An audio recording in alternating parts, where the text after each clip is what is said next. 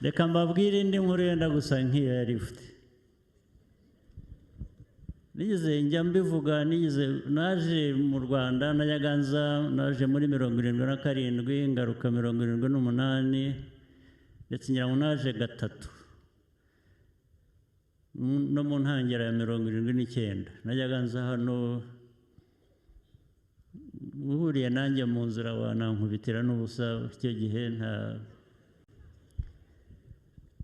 ndetse niko byari bigiye kugenda. Rimwe aho nabaga mu Kiyovu, hari umugabo mfitanye nawe isano, abana be ngira ngo baracyariho, wenda bamwe bari hano, yitwaga Muyango Karaveri, yakoraga muri Minisante, ngira ngo yari nka Directeur General. Yari yarize hanze hano, avuye mu Rwanda yiga hanze, icyo gihe hitwaga hari Czechoslovakia, niho yigiye n'abandi Banyarwanda bari baragiyeyo, bari benshi. Hanyuma barangije amashuri bagiye gutaha, igihugu icyo gihe ubuyobozi bwariho bugarura bamwe, bwemerera bamwe kugaruka, we n'abandi nka 4 cyangwa 5 barabwira ngo ntibagaruke kubera icyo bari cyo. Ubwo urumva bijyanye na yangengabitekerezo. Ariko hashize imyaka nyirango cyangwa sinzi niba ari amezi niba ari iki, barataha ku ngufu, baravuga bati reka dutahe, ni bashaka batwice, baragaruka. Ntabwo nirwa mbagira mu bindi birebire, icyo nshaka kubageraho ndakibabwira mu kanya gato, ntabwo ni inkuru ndende. Bagarutse bicaraho batafite akazi, batakora. Hanyuma hashize igihe, ndetse umwe cyangwa 2 muri abo baza kwicwa, barasigara. Ariko hanyuma hashize igihe bamuha akazi muri Minisiteri ya Sante. Ubwo najyaga nza rero kenshi, niho nabaga mu rugo we. Yaratuye mu Kiyovu hafi n'ahantu hahoze Embassy ya Zaire, ndetse hari na State House aho nabaga mu nzu ya leta hariya mu Kiyovu. Ibyo navugaga rero, burya najyaga umujyi hafi wose nari nkuzi, najyaga nkugenda n'amaguru iyo nabaga naje hano. Rimwe rero nza kuva aho kwa Muyango ngenda n'amaguru, ndaza ngera aho hari Embassy y'Abanyekongo. Icyo gihe yabaga iriho ibendera ryaho, Zaire Embassy. Haruguru yaho hari amazu y'Ababiligi, ngira ngo n'abadiplomate cyangwa n'abandi bahabaga. Hanyuma rero na hariya mu Kiyovu aho Habyarimana ngira ngo yabaga, cyangwa sinzi ababagamo. Nza kuhanyura rero n'amaguru, ariko nabaga mfite agatabo ngenda nisomesha, nijijisha.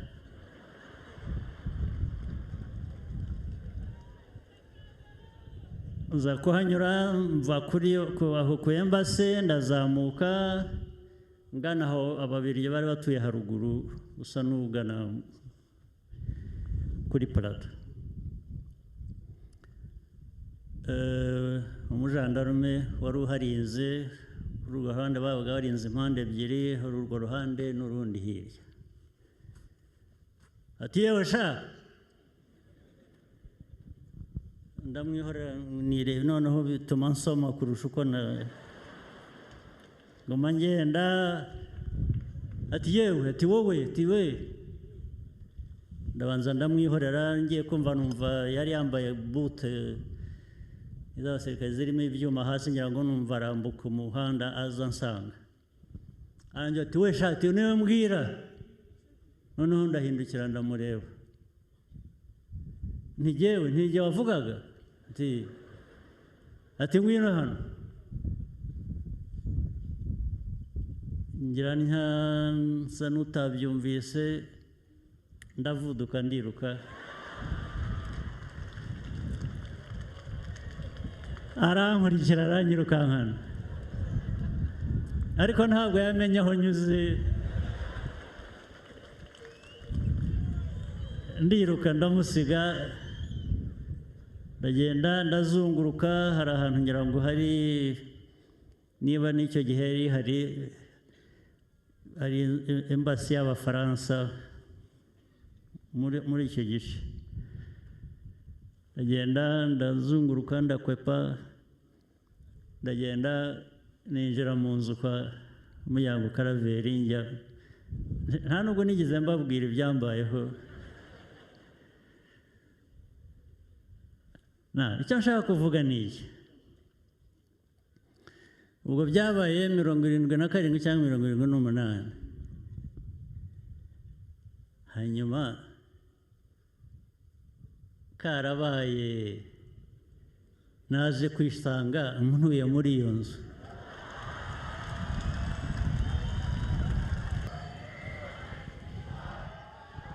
Alo,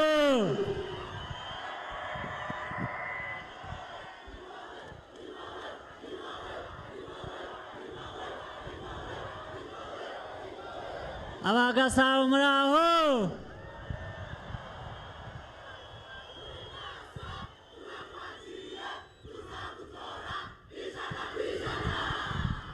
Murakoze cyane. Ab'inyuma hariya turi kumwe turumvikana.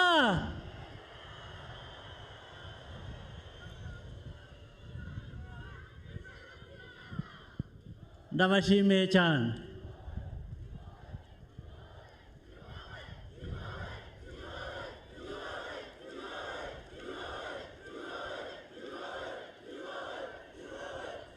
Ndabashimiye mwese, Abagasabo n'abandi bari hano bose twagendanye, abenshi tunagendana hirya no hino aho twagiye tujya. Ndabashimiye kuri uyu munsi.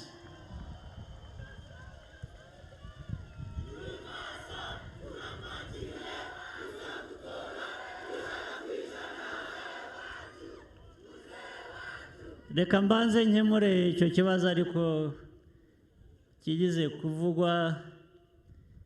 Ibintu byose buriya urashaka uburyo abantu basaranganya bikagera kuri buri wese.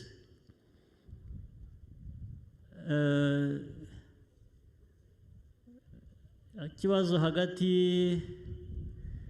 ya Nyarugenge na Gasabo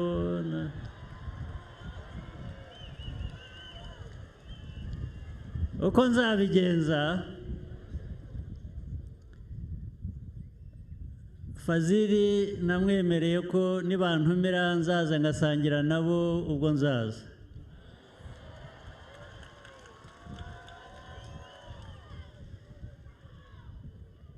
Ibyo gutora rero, ubwo nzatora aho ndi.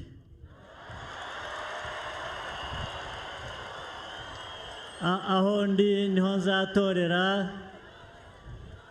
hanyuma kuri wa munsi mukuru natumiweho nkazajya gusangira n'Abayisilamu ku munsi mukuru wabo.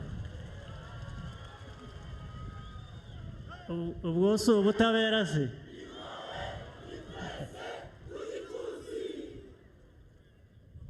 Icyo tugishyira iruhande. Aba bana bakuru b'abaminisitiri bamaze kutugezaho ibyo batugejejeho, ubuzima bwabo, ubw'igihugu n'ibindi. Inkuru ni nyinshi ntabwo zabarwa ngo zirangire. bumvise iva ukuntu yatahutse afite imyaka 4, jye nahunze mfite imyaka 4,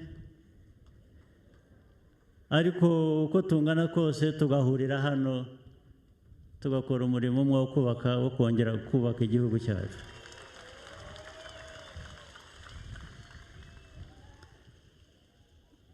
Na Irere nawe Claudette wajyaga afata umunyenga muri lift yo muri minisiteri, ubu ngubu ayobora. Ushobora kwibwira ngo hari wari ubizi wabikurikiranaga ageze aho atuma bimera bityo, ariko ntabwo ari byo. Ariko nibyo ku rundi ruhande, ku bwa politiki, ku bw'igihugu gishyira imbere abacyo ntawe gisize inyuma. Reka mbabwire indi nkuru yenda gusa nk'iyo yari ifite. Njya mbivuga, naje mu Rwanda naje muri 77, ngaruka 78, ndetse ngira ngo naje gatatu no mu ntangiriro ya 79. Najyaga nza hano, uhuriye nanjye mu nzira wanankubitira n'ubusa icyo gihe, ndetse niko byari bigiye kugenda.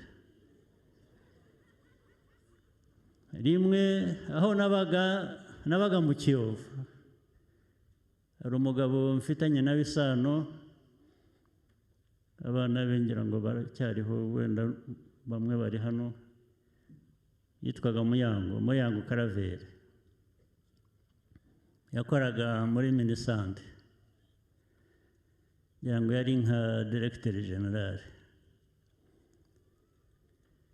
Yari yarize hanze, hano avuye mu Rwanda yiga hanze. Icyo gihe hitwaga hari Czechoslovakia, niho yigiye, n'abandi Banyarwanda bari baragiyeyo, bari benshi. Hanyuma barangije amashuri bagiye gutaha, igihugu icyo gihe ubuyobozi bwariho bugarura bamwe, bwemerera bamwe kugaruka, we n'abandi nka 4 cyangwa 5 barababwira ngo ntibagaruke kubera icyo bari cyo. Ubwo urumva bijyanye na yangengabitekerezo. Ariko hashize imyaka nyirango cyangwa sinzi niba ari amezi niba ari iki, barataha ku ngufu, baravuga bati reka dutahe, ni bashaka batwice. Baragaruka. Ntabwo nirwa mbagira mu bindi birebire, icyo nshaka kubageraho ndakibabwira mu kanya gato, ntabwo ni inkuru ndende. Bagarutse bicaraho batafite akazi, batakora. Hanyuma hashize igihe,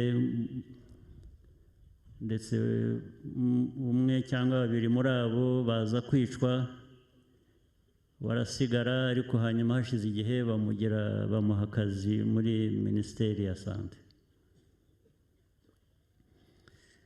Ubwo najyaga nza rero kenshi niho nabaga mu rugo iwe. Yaratuye mu Kiyovu hafi n'ahantu hahoze Embassy ya Zaire, ndetse hari na State House aho nabaga mu nzu ya leta hariya mu Kiyovu. Ibyo navugaga rero, burya najyaga umujyi hafi wose nari nkuzi, najyaga nkugenda n'amaguru iyo nabaga naje hano. Rimwe rero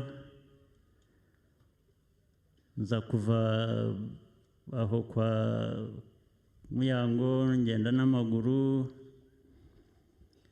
ndaza ngera aho hari Embassy y'Abanyekongo. Icyo gihe habaga iriho ibendera ryaho, Zaire Embassy.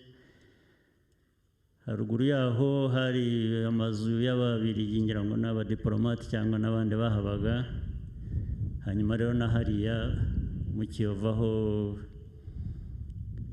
Habyarimana ngira ngo yabaga cyangwa sinzi ababagamo. Nza kuhanyura rero n'amaguru, ariko nabaga mfite agatabo ngenda nisomesha nijijisha,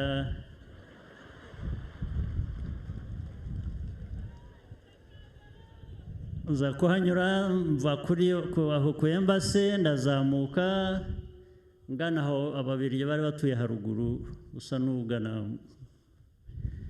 kuri Plateau. Umujandarume wari uharinze kuri urwo ruhande, babaga barinze impande ebyiri, hari urwo ruhande n'urundi hirya. Ati yewe sha, ndamwihorera nirebe, noneho bituma nsoma kurusha uko ngoma ngenda. Ati yewe, ati wowe, ati we. Ndabanza ndamwihorera, ngiye kumva numva yari yambaye bute iz'abasirikare zirimo ibyuma hasi, ngira ngo numva arambuka umuhanda aza nsanga. Arangira ati we sha, ati niwe mbwira. Noneho ndahindukira ndamureba. Nti jyewe, nti jye wavugaga? Ati ngwino hano. Ngira nsa n'utabyumvise, ndavuduka ndiruka. Arankurikira aranyirukankana, ariko ntabwo yamenye aho nyuze. Ndiruka ndamusiga, ndagenda ndazunguruka. Hari ahantu ngira ngo hari, niba n'icyo gihe hari Embassy y'Abafaransa muri icyo gice. Ndagenda ndazunguruka ndakwepa, ndagenda ninjira mu nzu kwa Muyango Karaveri. Nta nubwo nigeze mbabwira ibyambayeho. Icyo nshaka kuvuga ni iki. Ubwo byabaye 77 cyangwa 78. Hanyuma karabaye naje kwisanga ntuye muri iyo nzu.